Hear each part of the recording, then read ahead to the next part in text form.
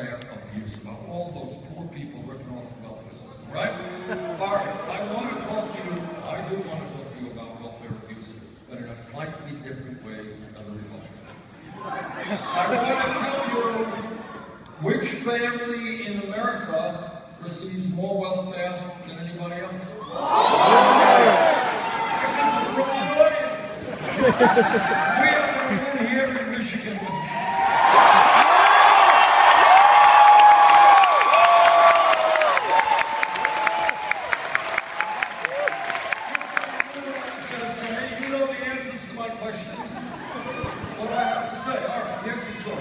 This is important to understand, because this is what a rigged economy is about. Turns out that the Walton family that owns Walmart is the wealthiest family in America. I think they have about $60–70 billion in wealth. Okay, they're doing pretty good. But they pay their Walmart workers wages that are so low that many of their employees have to go on Medicaid, food stamps, or subsidized housing, right? Yeah. Who do you think pays for the food stamps, Medicaid? So on behalf of the Walton family, I want to thank you very much. You are very nice people to help subsidize it. They're very grateful for this. All right, but the truth is that now is the time for the Walton family, the richest family in America, to get off of welfare, pay their workers, pay their workers.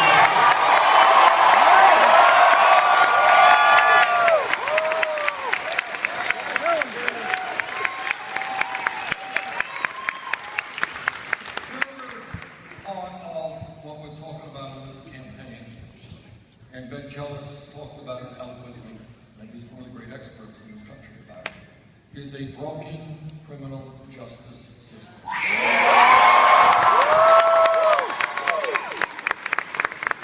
what this campaign is about, most importantly, is demanding that the American people not think small, but start thinking outside of the box, outside of the status quo, outside of what the television wants you to believe by the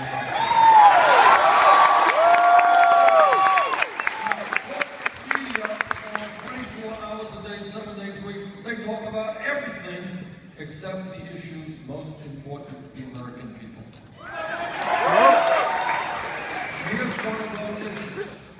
We have to ask ourselves, why in America, the wealthiest country in the history of the world, why do we have more people in jail than any other country on earth?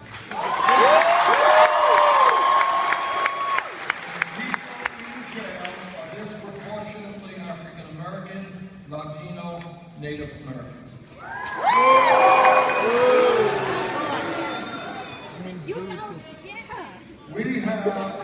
We have right now youth unemployment that is off the charts. We don't talk about it much, but I want you to know. We did a study on this. Economists did a study for me. For kids between 17 and 20, they're white. Real unemployment, 33%, Latino, 36%, African American, 51%.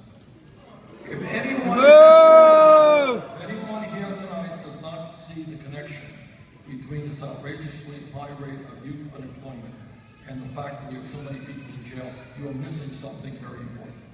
So here is the radical idea. You ready for a radical idea? Yeah!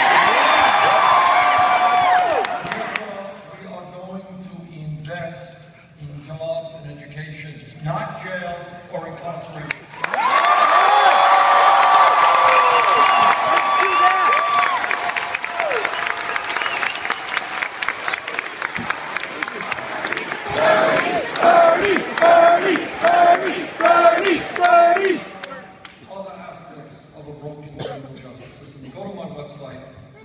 Macomb, we go through this is usually a great thing. But I want to mention just a few points. Turns out that the so-called war on drugs has failed and has resulted in millions and millions of people over a 30-year period getting criminal records, and a whole lot of people ending up in jail with their lives ruined.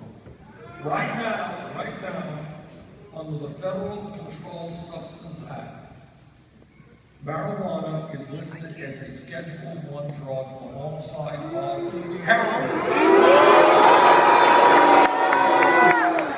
Scientists are arguing, the pluses and minuses of marijuana, but nobody believes that marijuana is equivalent to heroin.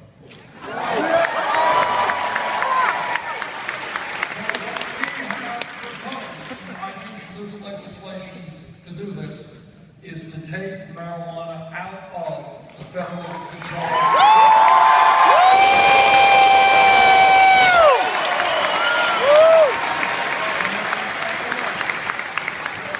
In our federalist type society, states can legalize it or not if they want to, but it should not be a federal crime.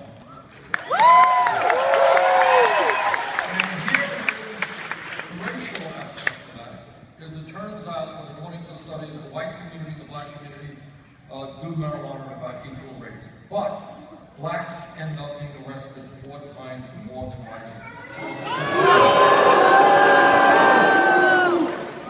And when we talk about reforming the criminal justice system, it means police department reform as well.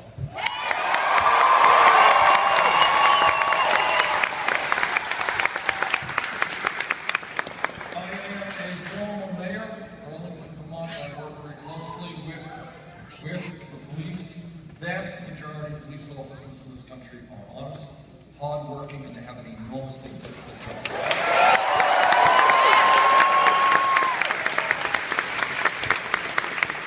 But when a police officer, like any other public official, breaks the law, that officer must be held accountable.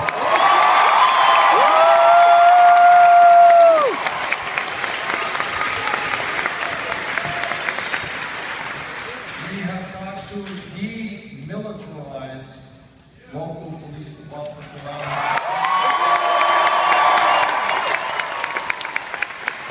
We have got to make police departments look like the diversity of the communities they are serving.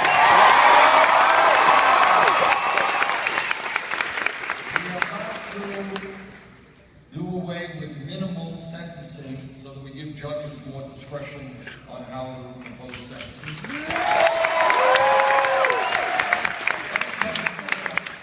my state of Vermont, New Hampshire is right next to us, and I know across this country we have a major, major crisis in opiate addiction and heroin addiction. In a small state like New Hampshire, they're losing 1 person per day from heroin overdose. What we have got to do is begin addressing this epidemic as a health issue, not a criminal.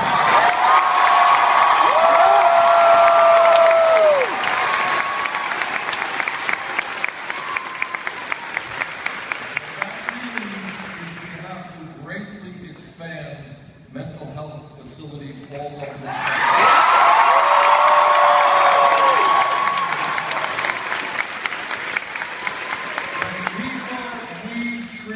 They should be able to get it, not have to wait 2 months to get it in the door.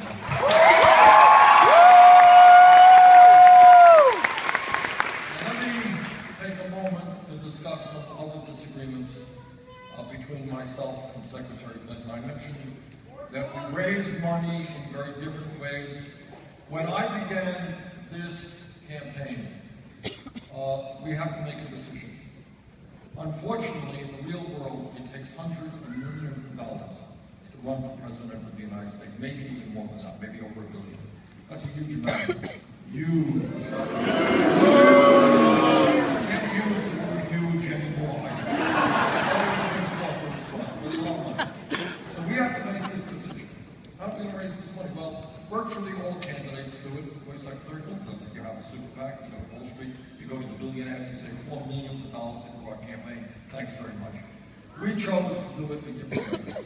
We went to the middle class and working class of this country, and we said, if you want real change in this country, if you want a candidate who's going to stand up to the billionaires and Wall Street, we need your help.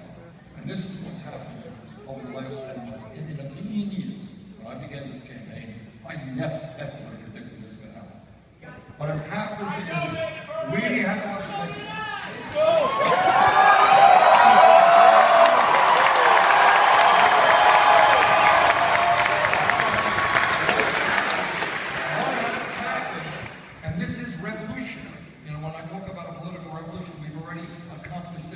we have received almost 5 million individual contributions.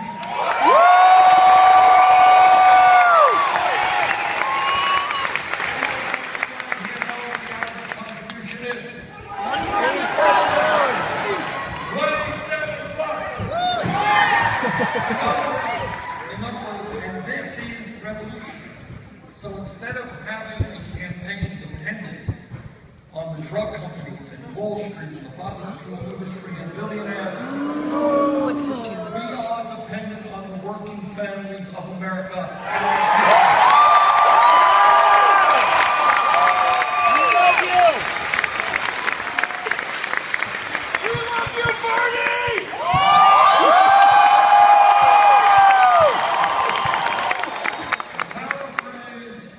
Abraham Lincoln at Gettysburg, this is a campaign of the people, by the people, and for the people.